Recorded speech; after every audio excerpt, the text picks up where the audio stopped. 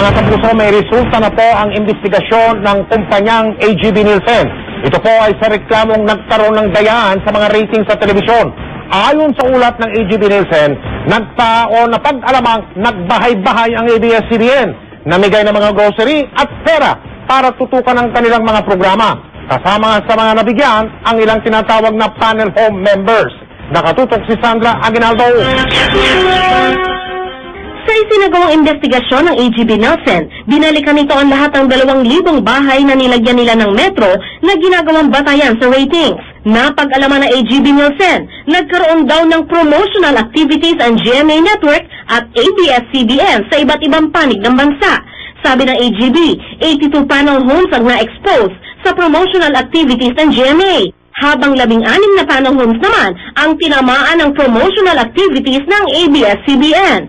Ayon sa AGB Nielsen, nag-alok ang ABS-CBN ng buwan ng 300 pesos at grocery kapalit ng panonood ng kanilang mga programa. Pumapasok din daw ang ABS-CBN sa mga bahay-bahay para i-check kung malinaw ang kanilang signal kapalit na regalo.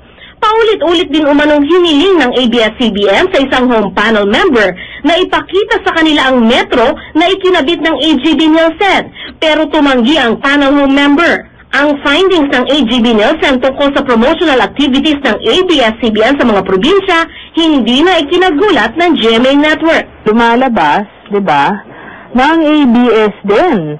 Yung promo activities nila, meron din silang mga nasagasaan na metered homes sa Visayas at sa Mindanao after being subjected to a very malicious, di ba, trial by publicity the past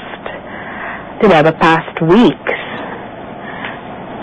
Having read this, talagang ang feeling ko, it's so ironic. Sa statement ng ABS-CBN, sinabi nilang labag sa kanilang paniniwala ang intensyonal na manghimasok sa mga panel homes. Hinihiling daw nila na magpakita ng sapat na pruweba ang AGB Nielsen nang sa gayoy sila na mismo ang magsasagawa ng investigasyon. Sa report din ng AGB Nielsen, sinabi nitong may promotional activities din ang GMA Network gaya ng pamimigay ng premyo kapag natiyan ko ang nanonood ng GMA. Ilang beses nang sinabi ng GMA na nagsasagawa talaga ito ng promotional activities pero lehitimo at lantaran ito. It's a manood at manalo ka na promo. Pag nakitang nanonood ng GMA, may scratch card and then you pick a prize. It's in print ads, we announce it on the air, on radio. So it's not this covert operation na meron tayong masamang hangarin. Hindi, talagang inaanyayaan lang talaga natin yung mga tao sa probinsya o manood kayo ng GMA. Maganda yung mga programa namin. Walang sinabi ang AGB Nielsen na tinarget ng GMA Network ang mga panel homes. Itinanggi na rin ng GMA na nagsagawa ito ng promotional activities sa Bacolod City.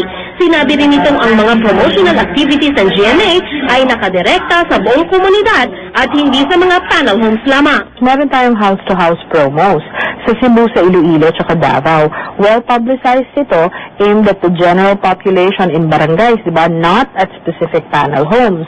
Sabi ng AGB Nielsen, inalis na nila ang 125 home panels na nakontak umano ng ABS-CBN, GMA, ibang media organization at survey companies. Pinangatawanan ng AGB Nielsen na hindi ito nakaapekto sa datos na kinakalap nila para sa mga ratings. Sandra Aguinaldo, Nakatutok, 24 Oras.